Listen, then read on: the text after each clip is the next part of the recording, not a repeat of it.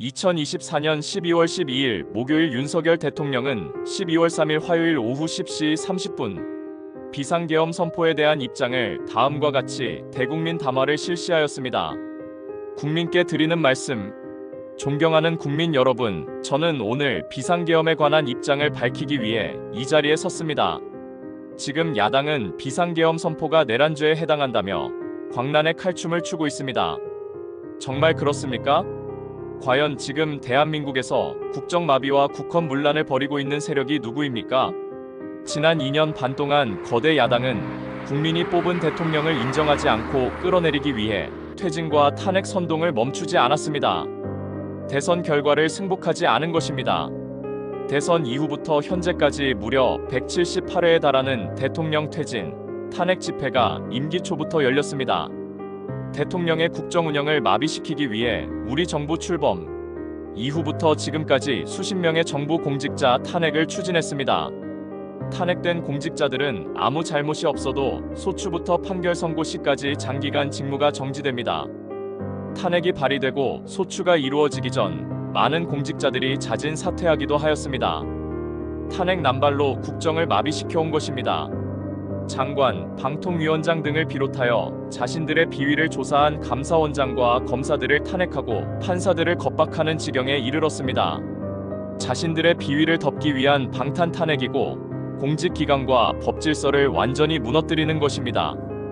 뿐만 아니라 위헌적 특검 법안을 27번이나 발의하면서 정치 선동 공세를 가해왔습니다. 급기야는 범죄자가 스스로 자기에게 면죄부를 주는 셀프 방탄 입법까지 밀어붙이고 있습니다. 거대 야당이 지배하는 국회가 자유민주주의의 기반이 아니라 자유민주주의 헌정 질서를 파괴하는 괴물이 된 것입니다. 이것이 국정마비요, 국가위기 상황이 아니면 무엇이란 말입니까? 이것뿐만이 아닙니다. 지금 거대 야당은 국가안보와 사회안전까지 위협하고 있습니다. 예를 들어 지난 6월 중국인 3명이 드론을 띄워 부산에 정박 중이던 미국 항공모함을 촬영하다 적발된 사건이 있었습니다. 이들의 스마트폰과 노트북에서는 최소 2년 이상 한국의 군사시설들을 촬영한 사진들이 발견되었습니다. 지난달에는 40대 중국인이 드론으로 국정원을 촬영하다 붙잡혔습니다. 이 사람은 중국에서 입국하자마자 곧장 국정원으로 가서 이 같은 일을 벌인 것으로 확인됐습니다. 하지만 현행 법률로는 외국인의 간첩 행위를 간첩죄로 처벌할 길이 없습니다. 이러한 상황을 막기 위해 형법에 간첩죄 조항을 수정하려 했지만 거대 야당이 완강히 가로막고 있습니다. 지난 정권 당시 국정원의 대공수사권을 박탈한 것도 모자라서 국가보안법 폐지도 시도하고 있습니다. 국가안보를 위협하는 간첩을 잡지 말라는 것 아닙니까? 북한의 불법적인 핵무장과 미사일 위협 도발에도 GPS 교란과 오물풍선에도 민주노총 간첩 사건에도 거대 야당은 이에 동조할 뿐 아니라 오히려 북한 편을 들면서 이에 대응하기 위해 고군분투하는 정부를 흠집내기만 했습니다. 북한의 불법 핵개발에 따른 UN 대북 제재도 먼저 풀어야 한다고 주장합니다. 도대체 어느 나라 정당이고 어느 나라 국회인지 알 수가 없습니다. 검찰과 경찰의 내년도 특경비, 특활비 예산은 아예 0원으로 깎았습니다. 금융사기 사건, 사회적 약자 대상 범죄, 마약 수사 등 민생 침해 사건 수사, 그리고 대공 수사에 쓰이는 기묘한 예산입니다. 마약, 딥페이크 범죄 대응 예산까지도 대폭 삭감했습니다. 자신들을 향한 수사 방해를 넘어 마약 수사, 조폭 수사와 같은 민생사범 수사까지 가로막는 것입니다. 대한민국을 간첩 천국 마약 소굴, 조폭 나라로 만들겠다는 것 아닙니까? 이런 사람들이야말로 나라를 망치려는 반국가 세력 아닙니까? 그래놓고 자신들의 특권을 유지하기 위한 국회 예산은 오히려 늘렸습니다. 경제도 위기 비상 상황입니다. 거대 야당은 대한민국의 성장 동력까지 꺼트리려고 하고 있습니다. 민주당이 삭감한 내년 예산 내역을 보면 잘 알 수 있습니다. 원전 생태계 지원 예산을 삭감하고 체코 원전 수출 지원 예산은 무려 90%를 깎아버렸습니다. 차세대 원전 개발 관련 예산은 거의 전액을 삭감했습니다. 기초과학연구, 양자, 반도체, 바이오 등 미래 성장 동력 예산도 대폭 삭감했습니다. 동해 가스전 시추 예산, 이른바 대왕고래 사업 예산도 사실상 전액 삭감했습니다. 청년 일자리 지원 사업, 취약계층 아동 자산 형성 지원 사업, 아이들 돌봄 수당까지 손을 댔습니다. 산업 생태계 조성을 위한 혁신성장 펀드, 강소기업 육성 예산도 삭감했습니다. 재해 대책 예비비는 무려 1조 원을 삭감하고 팬데믹 대비를 위한 백신 개발과 관련 R&D 예산도 깎았습니다. 이처럼 지금 대한민국은 거대 야당의 의회 독재와 폭거로 국정이 마비되고 사회 질서가 교란되어 행정과 사법의 정상적인 수행이 불가능한 상황입니다. 국민 여러분, 여기까지는 국민 여러분께서도 많이 아시고 계실 것입니다. 하지만 제가 비상계엄이라는 엄중한 결단을 내리기까지 그동안 직접 차마 밝히지 못했던 더 심각한 일들이 많이 있습니다. 작년 하반기 선거관리위원회를 비롯한 헌법기관들과 정부기관에 대해 북한의 해킹 공격이 있었습니다. 국가정보원이 이를 발견하고 정보 유출과 전산 시스템 안전성을 점검하고자 했습니다. 다른 모든 기관들은 자신들의 참관 하에 국정원이 점검하는 것에 동의하여 시스템 점검이 진행되었습니다. 그러나 선거관리위원회는 헌법기관임을 내세우며 완강히 거부하였습니다. 그러다가 선관위의 대규모 채용 부정 사건이 터져 감사와 수사를 받게 되자 국정원의 점검을 받겠다고 한 발 물러섰습니다. 그렇지만 전체 시스템 장비의 아주 일부분만 점검에 응하였고 나머지는 불응했습니다. 시스템 장비 일부분만 점검했지만 상황은 심각했습니다. 국정원 직원이 해커로서 해킹을 시도하자 얼마든지 데이터 조작이 가능하였고 방화벽도 사실상 없는 것이나 마찬가지였습니다. 비밀번호도 아주 단순하여 12345 같은 식이었습니다. 시스템 보안 관리 회사도 아주 작은 규모의 전문성이 매우 부족한 회사였습니다. 저는 당시 대통령으로서 국정원의 보고를 받고 충격에 빠졌습니다. 민주주의 핵심인 선거를 관리하는 전산 시스템이 이렇게 엉터리인데 어떻게 국민들이 선거 결과를 신뢰할 수 있겠습니까? 선관위도 국정원의 보안 점검 과정에 입회하여 지켜보았지만 자신들이 직접 데이터를 조작한 일이 없다는 변명만 되풀이할 뿐이었습니다. 선관위는 헌법기관이고 사법부 관계자들이 위원으로 있어 영장에 의한 압수수색이나 강제수사가 사실상 불가능합니다. 스스로 협조하지 않으면 진상규명이 불가능합니다.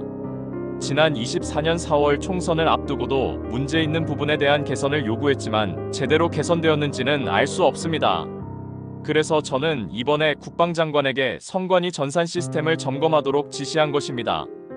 최근 거대 야당 민주당이 자신들의 비리를 수사하고 감사하는 서울중앙지검장과 검사들, 헌법기관인 감사원장을 탄핵하겠다고 하였을 때 저는 이제 더 이상은 그냥 지켜볼 수만 없다고 판단했습니다. 뭐라도 해야 되겠다고 생각했습니다.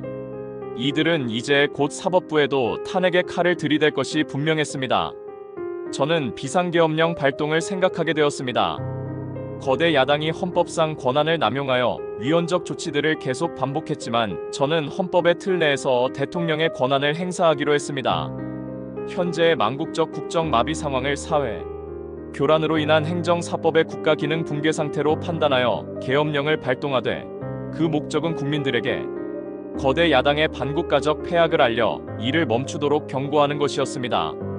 그럼으로써 자유민주주의 헌정 질서의 붕괴를 막고 국가 기능을 정상화하고자 하였습니다. 사실 12월 4일 계엄 해제 이후 민주당에서 감사원장과 서울중앙지검장 등에 대한 탄핵안을 보류하겠다고 하여 짧은 시간의 계엄을 통한 메시지가 일정 부분 효과가 있었다고 생각했습니다. 그러나 이틀 후 보류하겠다던 탄핵 소추를 그냥 해버렸습니다. 비상계엄의 명분을 없애겠다는 뜻이었습니다. 애당초 저는 국방장관에게 과거의 계엄과는 달리 계엄의 형식을 빌려 작금의 위기 상황을 국민들께 알리고 호소하는 비상조치를 하겠다고 했습니다.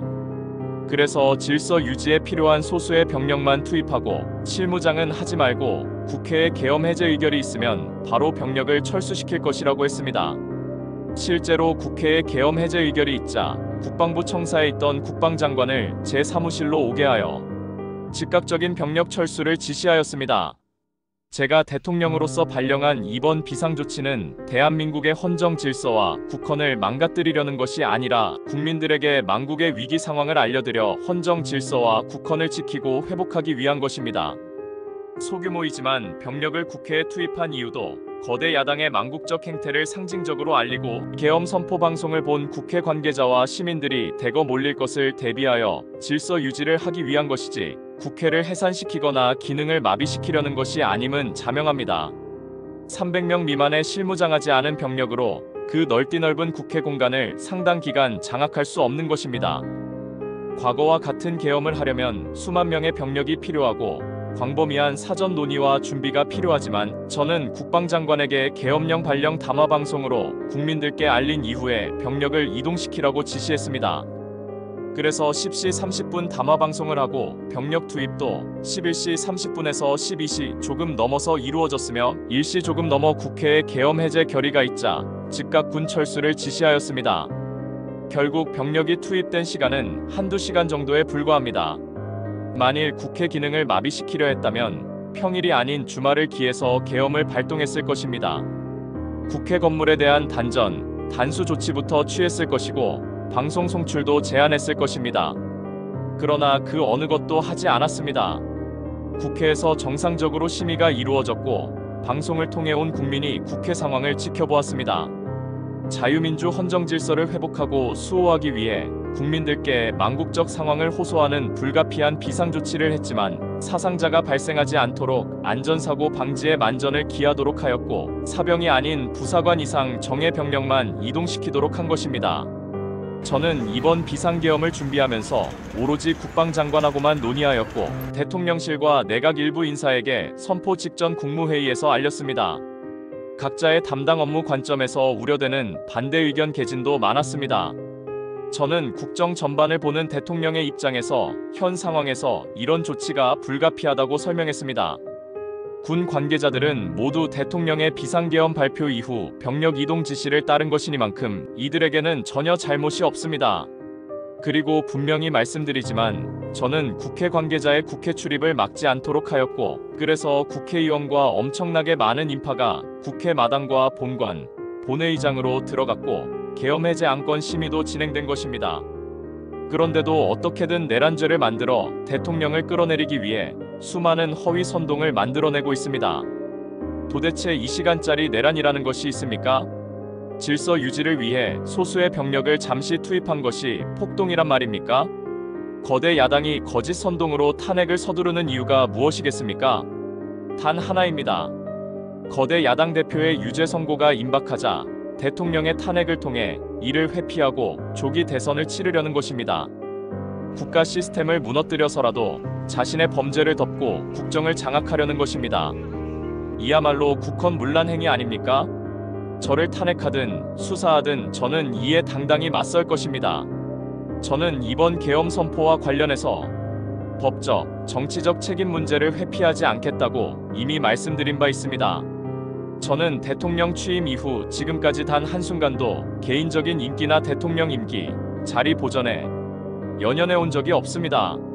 자리 보전 생각만 있었다면 국헌 문란 세력과 구태여 맞서 싸울 일도 없었고 이번과 같이 비상계엄을 선포하는 일은 더더욱 없었을 것입니다. 5년 임기 자리 지키기에만 매달려 국가와 국민을 외면할 수 없었습니다. 저를 뽑아주신 국민의 뜻을 저버릴 수 없었습니다. 하루가 멀게 다수의 힘으로 입법 폭거를 일삼고 오로지 방탄에만 혈안이 되어 있는 거대 야당의 의회 독재에 맞서 대한민국의 자유민주주의와 헌정 질서를 지키려 했던 것입니다. 그 길밖에 없다고 판단해서 내린 대통령의 헌법적 결단이자 통치행위가 어떻게 내란이 될 수 있습니까? 대통령의 비상계엄 선포권 행사는 사면권 행사, 외교권 행사와 같은 사법심사의 대상이 되지 않는 통치행위입니다. 국민 여러분, 지금 야당은 저를 중범죄자로 몰면서 당장 대통령직에서 끌어내리려 하고 있습니다. 만일 망국적 국헌 문란 세력이 이 나라를 지배한다면 어떤 일이 벌어지겠습니까? 위헌적인 법률, 셀프 면죄부 법률, 경제 폭망 법률들이 국회를 무차별 통과해서 이 나라를 완전히 부술 것입니다. 원전 산업, 반도체 산업을 비롯한 미래 성장 동력은 고사될 것이고 중국산 태양광 시설들이 전국의 산림을 파괴할 것입니다. 우리 안보와 경제의 기반인 한미동맹, 한미일 공조는 또다시 무너질 것입니다. 북한은 핵과 미사일을 고도화하여 우리의 삶을 더 심각하게 위협할 것입니다. 그러면 이 나라, 대한민국의 미래가 어떻게 되겠습니까? 간첩이 활개치고 마약이 미래 세대를 망가뜨리고 조폭이 설치는 그런 나라가 되지 않겠습니까? 지금껏 국정마비와 국헌문란을 주도한 세력과 범죄자, 집단이 국정을 장악하고 대한민국의 미래를 위협하는 일만큼은 어떤 일이 있어도 막아야 합니다. 저는 끝까지 싸울 것입니다. 국민 여러분, 국정마비의 망국적 비상 상황에서 나라를 지키기 위해, 국정을 정상화하기 위해 대통령의 법적 권한으로 행사한 비상계엄 조치는 대통령의 고도의 정치적 판단이고 오로지 국회의 해제 요구만으로 통제할 수 있는 것입니다. 이것이 사법부의 판례와 헌법학계의 다수 의견임을 많은 분들이 알고 있습니다. 저는 국회의 해제 요구를 즉각 수용하였습니다. 계엄 발령 요건에 관해 다른 생각을 가지고 계신 분들도 있습니다만, 나라를 살리려는 비상조치를 나라를 망치려는 내란 행위로 보는 것은 여러 헌법학자와 법률가들이 지적하는 바와 같이 우리 헌법과 법체계를 심각한 위험에 빠뜨리는 것입니다. 저는 묻고 싶습니다. 지금 여기저기서 광란의 칼춤을 추는 사람들은 나라가 이 상태에 오기까지 어디서 도대체 무얼 했습니까? 대한민국의 상황이 위태롭고 위기에 놓여 있다는 생각도 전혀 하지 않았다는 말입니까? 공직자들에게 당부합니다. 엄중한 안보 상황과 글로벌 경제 위기에서 국민의 안전과 민생을 지키는 일에 흔들림 없이 매진해 주시기 바랍니다. 국민 여러분, 지난 2년 반 저는 오로지 국민만 바라보며 자유민주주의를 지키고 재건하기 위해 불의와 부정, 민주주의를 가장한 폭거에 맞서 싸웠습니다. 피와 땀으로 지켜온 대한민국, 우리의 자유민주주의를 지키는 길에 모두 하나가 되어주시길 간곡한 마음으로 호소드립니다. 저는 마지막 순간까지 국민 여러분과 함께 싸우겠습니다. 짧은 시간이지만 이번 계엄으로 놀라고 불안하셨을 국민 여러분께 다시 한번 사과드립니다. 국민 여러분에 대한 저의 뜨거운 충정만큼은 믿어주십시오. 감사합니다.